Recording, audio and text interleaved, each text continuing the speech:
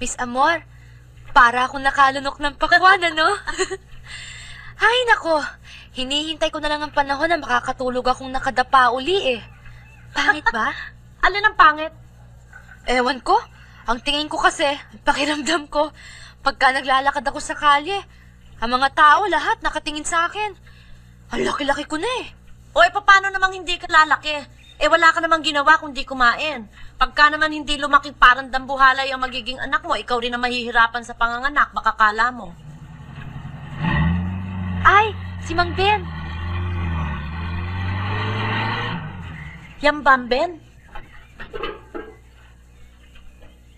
Sira pala mata, no?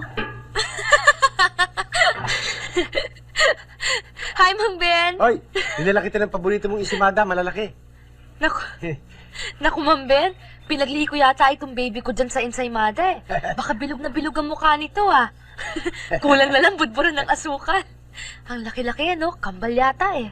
Aba, hindi malayo magkaganon. Sabi naman sa'yo, sa nagbubuntis, masama ang nagkakakain. Ang Hindi. kailangan dyan, alalay. Hindi. Kailangan nga magkakakain ka. Dahil dalawa na kayong kumakain ngayon. Kailangan mo palakas ka. Halika, kanin mo ito isimada. Naku po, Diyos ko, ang aking paso. Basag. Paso. Naku, Mang Ben, mahal na mahal pa naman ni Miss Amor ang mga halaman niya. Shh. Ay, Miss Amor, pinakikilala ko ho sa inyo si Mang Ben. Mang Ben, si Miss Amor ho. Pasensya na ho kayo, hindi ko ho sinasadya eh. Hindi kasi nag-iingat eh. Hindi ko nga ho sinasadya.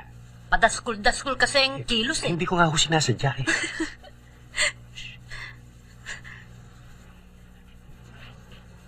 Salamat po. Aalis na ako. Opo. Salamat po, Mang Ben.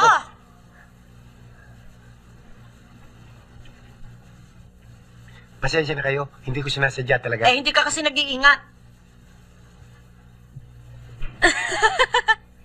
Miss Amor, patawarin niyo na. Isang paso lang naman eh. Sabi sa'yo, masama pa tatandaan ng mga ganyang klase ang mata eh.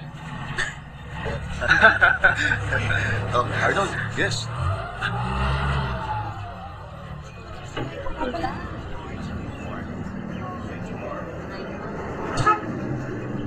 Boy! Kunin mo na lang yung mga bagay sa kotse, dalhin mo sa room 116. Arnold? Hi. Hi, Arnold. Hi. Fe, mag-checking ka na rin. Yeah, let's go. Let's go.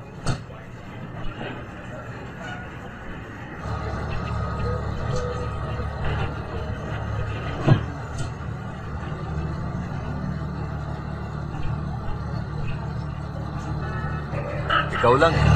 Napaka-good boy mo. Konting guts lang yan. At saka, konti nito.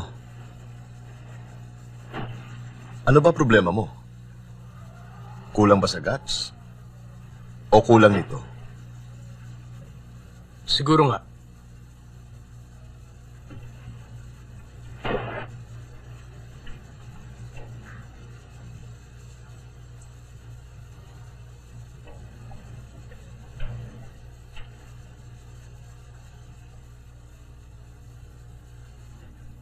Hi.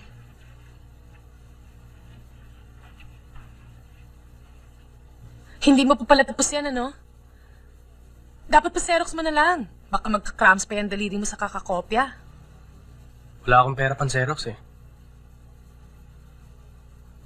Galit ka pa ba sa akin? May dahilan ba ako para magalit?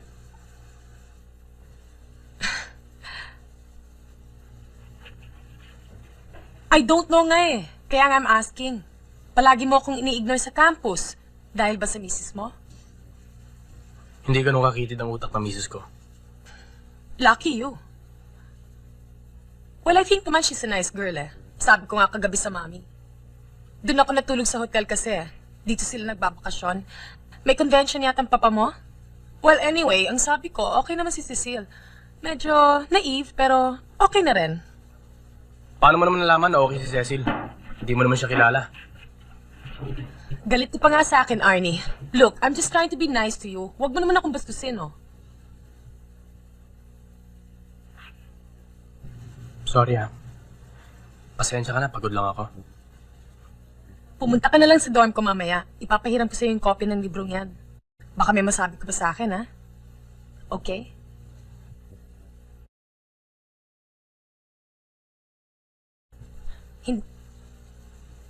I figured out that much. Sige.